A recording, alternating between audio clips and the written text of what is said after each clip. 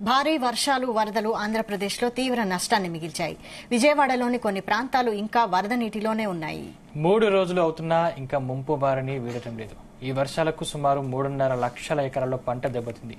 ఇందులో గుంటూరు, కృష్ణా జిల్లాల పరిధిలోనే ఎక్కువగా నష్టం వాటిల్లింది. ఈ జిల్లాల్లో దాదాపు 3 లక్షల ఎకరాల్లో పైరు నీటిలో ఉన్నట్లు అధికారులు గుర్తించారు.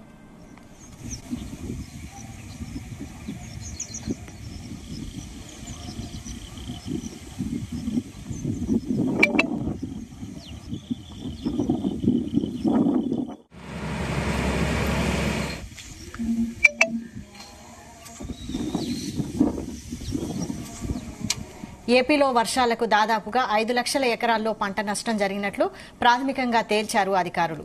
రాష్ట్రంలోని 20కి పైగా జిల్లాలపై వర్షాల ప్రభావం ఉందని, వీటిలో ఉమ్మడి గుంటూరు, కృష్ణా జిల్లాల్లో భారీ నష్టం జరిగినట్లు తెలుస్తోంది. పశ్చిమ గోదావరి జిల్లాపై ఎఫెక్ట్ ఎక్కువగా ఉంది. గోదావరి జిల్లాలో దాదాపు 30,000కు పైగా ఎకరాల్లో పంట దెబ్బతిన్నట్లు అన్నదాతలు వాపోతున్నారు.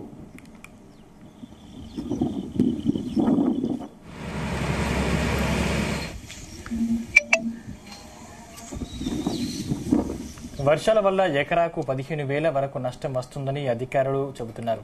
ఇలా పంటలు దెబ్బతిన్న వారిలో వరి రైతులతో పాటు పత్తి, మొక్కజొన్న, మినుము, పెసర రైతులు కూడా ఉన్నారు. 1000 ఎకరాల్లో పత్తి నీట మునిగింది. వర్షాల వల్ల పంట దెబ్బతినడమే కాకుండా చీడపీడలు కూడా చుట్టుముడతాయని అంటున్నారు రైతులు.